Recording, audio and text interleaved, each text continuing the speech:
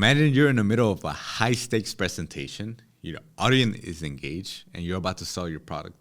Everything is running smoothly. You're towards the end of the presentation.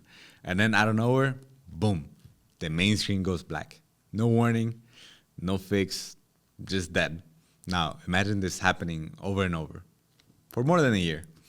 And that's exactly what's been happening with our Vibe boards. Yeah, not just one, but the two of them. And today I want to basically expose my frustration with their so-called support team. Now, if you don't know me, I'm Hector Garcia. I'm Director of Video Productions for Edward Collins. He's one of the top financial advisors as part of the ClickFunnels community. And we basically rely on high tech to do live streams and also in-person events. That's how we sell our products. But the Vibe board has been basically the biggest single headache in our production setup. Everything else runs smoothly except the board. And here's the deal. We don't use the board to do something complicated. We just want to mirror what's being made on the board. And we do that through the USB-C to send it into our ATEM video switcher. Sounds super simple. But mid-presentation, without a warning, the board just stops sending video entirely. And the only way to fix it is you have to physically restart the board. But the problem is the host is on the stage and they're live. That's not an option. So at first I thought maybe it was an ORAN, bad cable, bad adapter, or maybe even an issue with our streaming setup. But no, the issue persisted across both boards and cables and setups. So I reached out to Vive support team thinking, hey, this is a premium product. Surely they should have a fix for it, right?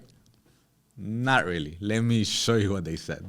Currently, I do not think we have a way to change the default input of the video out from the Vibe board. I will discuss this with my team and see if we can find a way to help. Okay, not super helpful, but at least they're looking into it, right? But in reality, months go by and their solution was basically just wait for an update. After a discussion with our dev team and vendor, this will be a feature request that will be updated in a later build. We will update you once this is released. A feature request. So you mean to tell me the ability to not crash mid-presentation is an optional feature? And then this dragged for even more months. They started suggesting all sorts of random fixes, like turning off the Android emulator, which we did, and that also did not work. So then I started thinking, is there really memory issues on a high-end board? And the worst part, even after following all of their steps, the problem is still the same. So it's been over a year and this issue has not been fixed. So my honest take on it is that if you're considering buying a Vibe board for any kind of professional production use, probably look for a different product. Now, if you're using it for light office work and maybe some casual meetings, it may work. I don't really know because that's not what we use it for. We use it to sell high-ticket products. So Vibe, if you're watching this, it's really been over a year since we had two of your products and they're still failing. If you care about taking a look at it, you're more than welcome to come to the studio so we can find a solution.